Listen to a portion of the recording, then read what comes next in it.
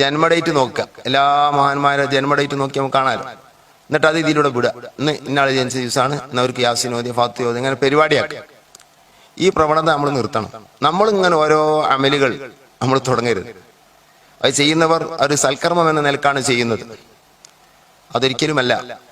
നമ്മുടെ മലബാറിലെ ഉലമാ ആരും അവരുടെ ജന്മദിനം ആഘോഷിച്ചില്ല. ജന്മദിനം അറിയാത്തത് കൊണ്ടല്ല.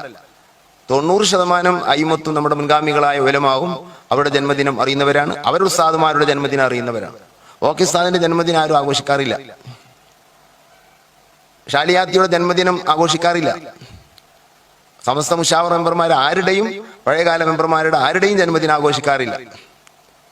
ഈ ഒരു സ്വഭാവം ഷെയ്ഖുന എ പി ഉസ്താദ് ജനിച്ച ദിവസം എല്ലായിടത്തുനിന്ന് അറിയിക്കുക, ഇതൊന്നും നമ്മൾ ചെയ്യരുത്.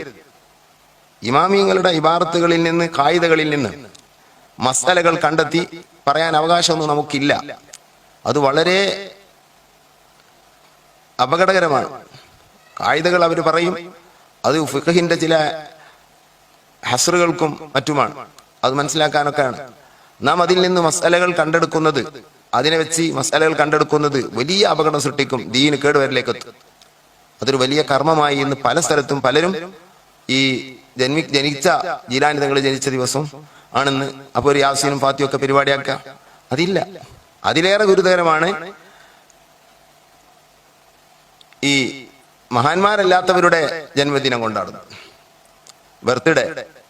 എന്താണ് ചെയ്യുക? ഇതിനൊക്കെ തലയെക്കെട്ടിയവരും ഒപ്പം നിന്നാൽ പിന്നെ പറഞ്ഞിട്ട് കാര്യമില്ല. വലിയ അപകടം തന്നെയാണ്. പിറന്നാൾ ആഘോഷം അമുസ്ലിങ്ങളാണ് ഇവിടെ കൊണ്ടുവന്നത്. രാഷ്ട്രീയ നേതാക്കളൊക്കെ പടത്തൊക്കെ പലരും ചെയ്തിരുന്നല്ലോ.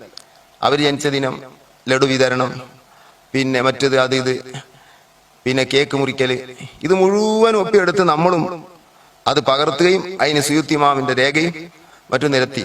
അവരാരും അവർക്ക് ജനിച്ച മക്കളെ ജന്മദിനം നടത്തിയത് ഒരു രേഖയും കാണാൻ കഴിയില്ല. അവരും ജനിച്ചവരാണ്, അവർ നടത്തിയത് കാണാൻ കഴിയില്ല. ഇതൊരു വലിയ അപകടമായി മാറിയിട്ടുണ്ട്. അത് ഏത് അർത്ഥത്തിന് പറഞ്ഞാലും അത് ശരിയല്ല. അത് നിർത്തണം നമ്മൾ. ഈ കുട്ടികളെ പിറന്നാൾ ആഘോഷിക്കുന്നത്, എന്നിട്ട് അന്ന് അതിനൊരു പുകമറ സൃഷ്ടിക്കാൻ വേണ്ടി അതിനൊരു യാസി എന്ന് പേരിട്ട് അല്ലെങ്കിൽ ഒരു മൗലിദ് ഓതി, അതാണ് നന്നാവെന്ന് മനസ്സിലാക്കുക. നിയ്യത്ത് വളരെ സൂക്ഷിക്കണം.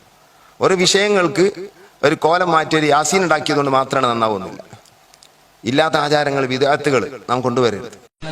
എന്നാൽ ഒരു കാര്യം പറഞ്ഞോട്ടെ, അല്ലാഹുവിന്റെ റസൂലിന്റെ സ്വഹാബികളോ നിബിതങ്ങളോ താബിഈങ്ങളോ റബീഉൽ അവ്വൽ ആചാരം നടത്തിയിട്ടില്ല എന്നത് ശരി തന്നെയാണ്. എന്നാൽ ഒരു കാര്യം പറഞ്ഞോട്ടെ, അല്ലാഹുവിന്റെ റസൂലിന്റെ സ്വഹാബികളോ നിബിതങ്ങളോ താബിഈങ്ങളോ റബീഉൽ അവ്വൽ ആചാരം നടത്തിയിട്ടില്ല എന്നത് ശരി തന്നെയാണ്.